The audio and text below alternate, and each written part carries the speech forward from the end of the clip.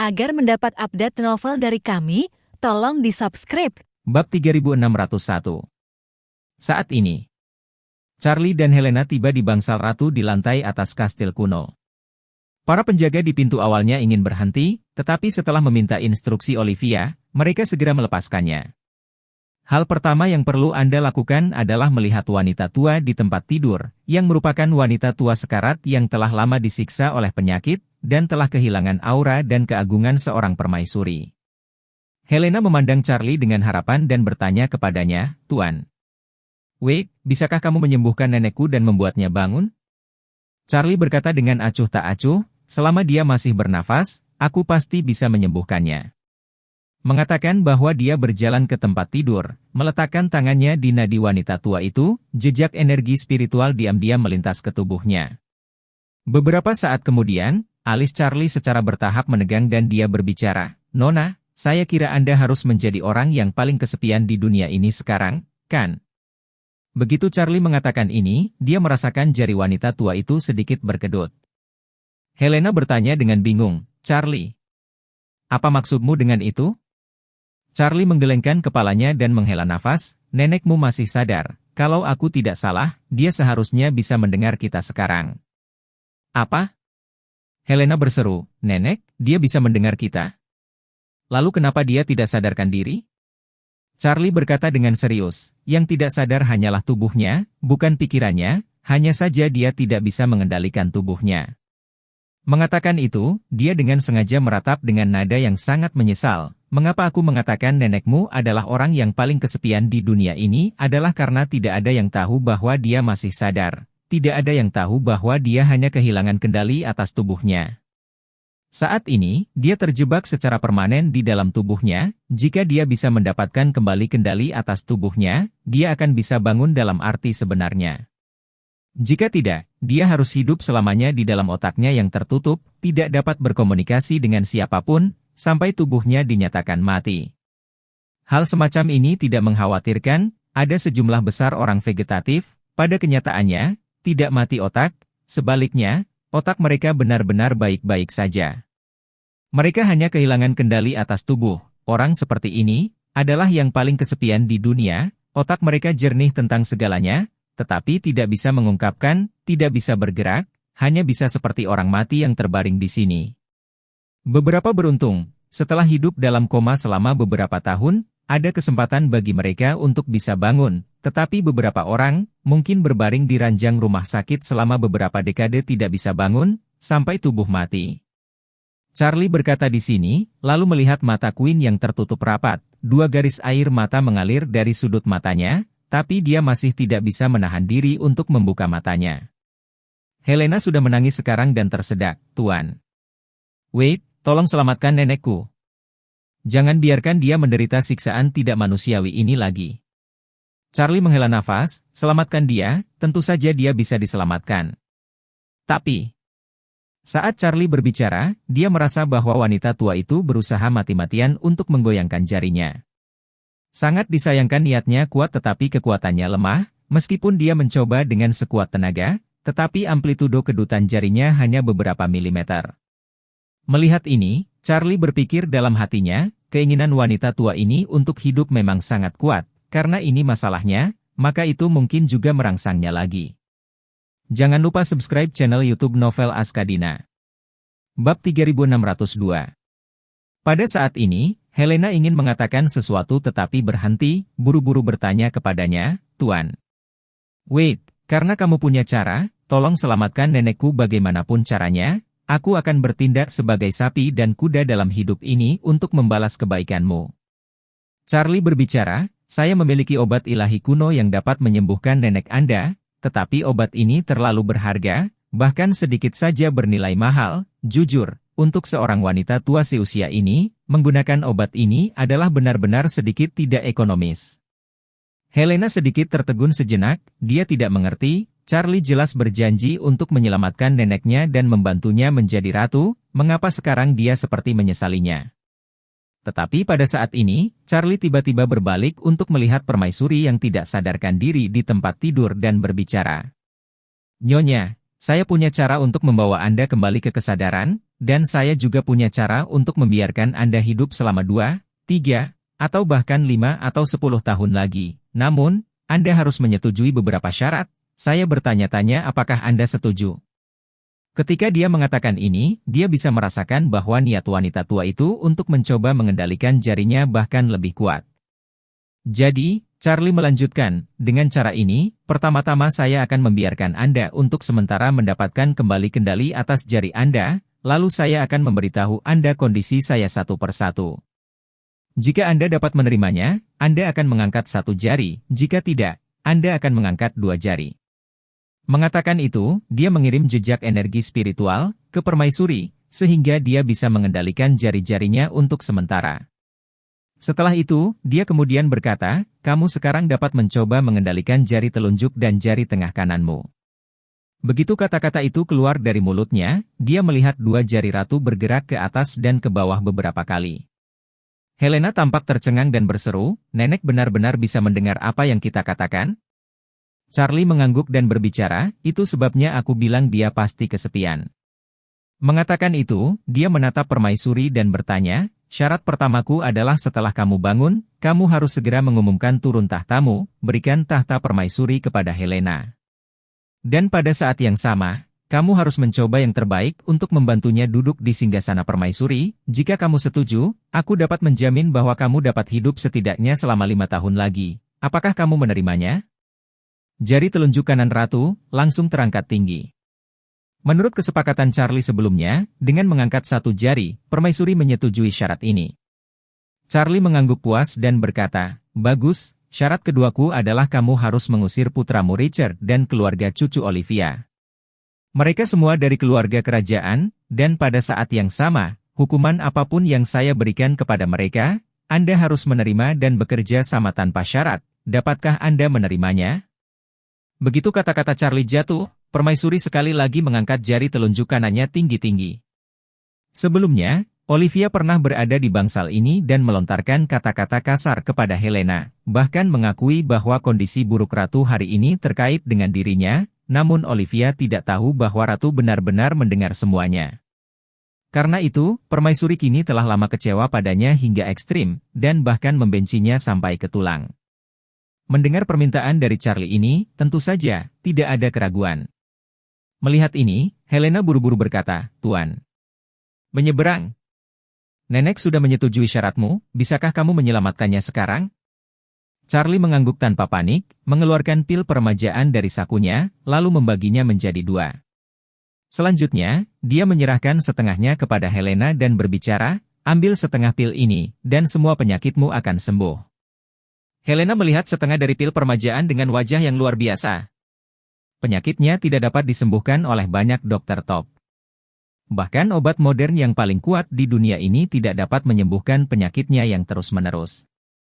Namun, Charlie mengatakan bahwa setengah pil ini bisa menyembuhkannya, instingnya tidak percaya.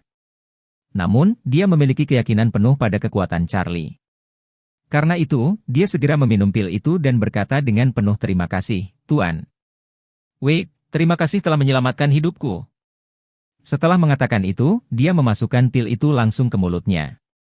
Ramuan permajaan meleleh di mulutnya, dan segera setelah itu, Helena merasa bahwa seluruh tubuhnya terbungkus dalam kehangatan yang tak terlukiskan, sebuah pengalaman yang luar biasa hingga ekstrim.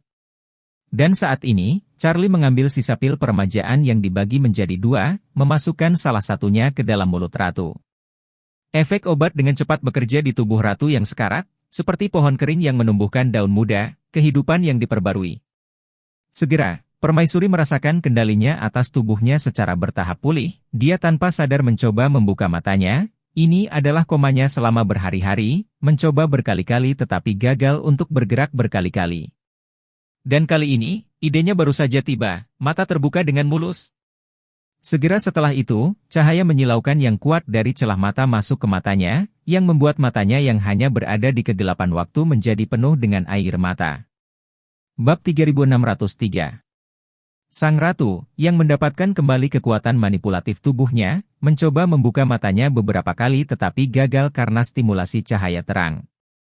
Melihat ini, Helena bergegas maju dan bertanya dengan prihatin, Nenek, bagaimana perasaanmu? Sang ratu berbicara dengan susah payah. Helena. Aku baik-baik saja. Hanya saja. Mataku tidak bisa beradaptasi dengan cahaya terang untuk saat ini. Helena langsung tersedak kegirangan. Nenek, tunggu sebentar, aku akan pergi mematikan lampu utama. Setelah mengatakan itu, dia segera bangkit dan mematikan semua lampu depan bangsal, hanya menyisakan cahaya yang lebih lembut di sudut. Baru saat itulah sang ratu akhirnya membuka matanya, dan segera setelah itu, penglihatannya berangsur-angsur kembali dan dia melihat wajah Helena dengan jelas. Pada saat ini, permaisuri tidak bisa menahan diri untuk tidak tersedak. Helena. Selama ini nenekmu buruk. Jika aku tahu Olivia adalah orang yang begitu kejam, aku tidak akan pernah memberinya suksesi tahta. Helena berseru, Nenek, kamu tahu semua tentang itu? Sang ratu mengangguk kesakitan. Aku mendengar apa yang kamu dan Olivia bicarakan di bangsal sebelumnya. Mengatakan itu, dia menatap Helena dengan sakit hati dan tersedak. Helena, selama bertahun-tahun, kamu telah menderita. Permaisuri secara alami tahu apa yang telah diderita Helena selama bertahun-tahun dengan hati. Tetapi pada tahun-tahun sebelum dia sakit parah, dia sangat tidak puas dengan penyembunyian kondisi kesehatan Helena, jadi dia sangat berprasangka buruk terhadapnya. Karena itu, dia kemudian menempatkan masa depan seluruh keluarga kerajaan pada Olivia. Meskipun dia tahu bahwa Helena telah banyak menderita dalam keluarga kerajaan selama bertahun-tahun, dia memilih untuk menutup mata terhadapnya. Tapi bagaimana dia bisa membayangkan bahwa sekarang, orang yang telah menyakitinya adalah Olivia. Orang yang paling dia hargai, dan orang yang telah membawa orang untuk menyelamatkannya adalah Helena, yang telah kehilangan hak warisnya. Mendengar kata-kata ratu, air mata Helena pecah, tersedak. Nenek, saya menderita sedikit kejengkelan yang tidak ada apa-apanya, tetapi Olivia dia tidak hanya mengendalikan Anda. Tapi juga menculik ibuku, menggunakan ibuku sebagai ancaman, memaksaku menikahi oligarki Rusia Aman Ramovich. Aku masih tidak tahu di mana dia menyembunyikan ibuku. Sang ratu mengertakkan gigi dan berkata dengan suara tegas.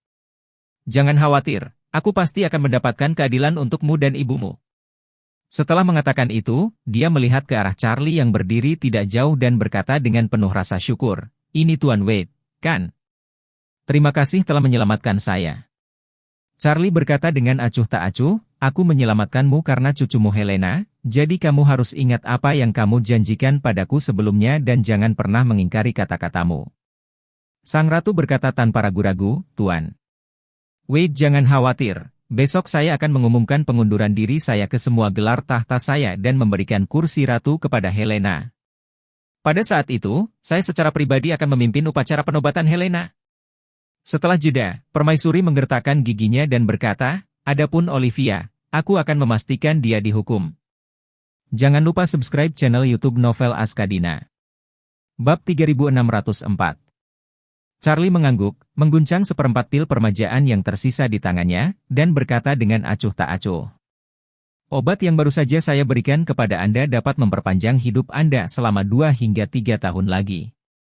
Jika Anda mengambil bagian dari pil ini di tangan saya juga, hidup Anda juga dapat diperpanjang selama 3 hingga 5 tahun di atas 2 hingga 3 tahun. Jika Anda dapat menepati janji Anda, maka datanglah kepada saya di Cina setelah 2 tahun, saya akan memberikan bagian dari pil ini. Mendengar ini, sang ratu sangat gembira dan berkata dengan acuh tak acuh, jangan khawatir, Tuan Wade, saya akan menepati janji saya. Charlie mengeluarkan pil peremajaan lengkap lainnya dari sakunya dan berkata sambil tersenyum, adapun pil lengkap ini, jika Anda meminumnya, itu dapat meningkatkan rentang hidup Anda setidaknya 20 tahun. Dan jika kamu terus bekerja sama, aku juga dapat mempertimbangkan untuk memberimu lebih banyak ketika saatnya tiba, sehingga kamu dapat hidup sampai lebih dari 110 tahun, tanpa masalah sama sekali. Berusia 110 tahun? Sang ratu menggumamkan pengulangan yang tercengang, dia benar-benar tidak percaya bahwa pil biasa ini memiliki efek yang begitu kuat. Namun, begitu dia memikirkan pengalaman pribadinya barusan, dia membuang semua keraguannya ke awan. Pada saat ini, dia berpikir dalam hati, pil ini benar-benar luar biasa. Saya hanya mengambil seperempatnya dan bangun sepenuhnya, jika saya bisa mengambil satu utuh, efeknya pasti lebih ajaib. Memikirkan hal ini, dia berkata dengan hormat, jangan khawatir, Tuan Wade, mulai hari ini dan seterusnya, saya pasti akan sepenuhnya membantu Helena dan sepenuhnya bekerja sama dengan permintaan Tuan Wei. Hanya mereka yang telah kembali dari kematian yang tahu betapa berharganya hidup. Untuk permaisuri yang sudah tua ini, inilah masalahnya. Dia sudah pernah mengalami perasaan hampir mati sekali, mengalami kegelapan dan kesepian yang panjang, jadi, baginya sekarang, hidup lebih penting dari apapun. Apa uang, kekuasaan, martabat, di depan kehidupan yang sehat dan kelangsungan hidup, tidak berharga. Jadi bagaimana jika tahta ratu adalah miliknya? Dia dalam keadaan koma dan diambang kematian. Sekarang dia lebih suka tidak memiliki gelar permaisuri, atau bahkan gelar kerajaan apapun, selama itu memungkinkannya untuk hidup panjang dan sehat, bahkan jika dia adalah wanita tua kecil yang paling biasa, dia juga rela 10,000 kali. Jadi, sekarang dia segera memiliki tujuan terpenting berikutnya dalam hidup, yaitu berjuang untuk bisa mendapatkan lebih banyak pil ajaib dari tangan Charlie. Bagaimana hidup 2 atau 3 tahun lagi cukup? Katakan apa yang ingin kamu jalani selama 20 hingga 30 tahun lagi. Setelah beberapa menit, permaisuri secara bertahap memulihkan kendali atas tubuhnya, dan juga merasa bahwa kondisi fisiknya memang jauh lebih baik dibandingkan sebelum dia jatuh sakit kali ini. Dia bisa duduk sendiri dari tempat tidur setelah hanya beberapa menit adaptasi sederhana, dan bahkan mencoba menyelesaikan aksi berdiri dari tanah. Pada saat ini, permaisuri sangat bersemangat, sementara seluruh vitalitasnya berangsur-angsur pulih. Hanya karena dia secara pribadi mengalami efek ajaib dari pil itu, permaisuri telah memuja Charlie seperti dewa di dalam hatinya. Untuk memuaskannya, permaisuri buru-buru bertanya dengan hormat, "Tuan Wei, apa instruksimu tentang hukuman keluarga Olivia?"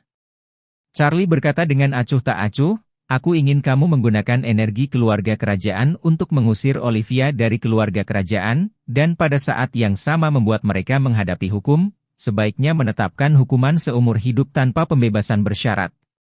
Pada awalnya, ketika dia mendengar Charlie mengatakan hukuman penjara seumur hidup, permaisuri masih merasakan sedikit intoleransi di hatinya, lagi pula, tidak ada anggota keluarga kerajaan yang dihukum selama bertahun-tahun, apalagi penjara seumur hidup.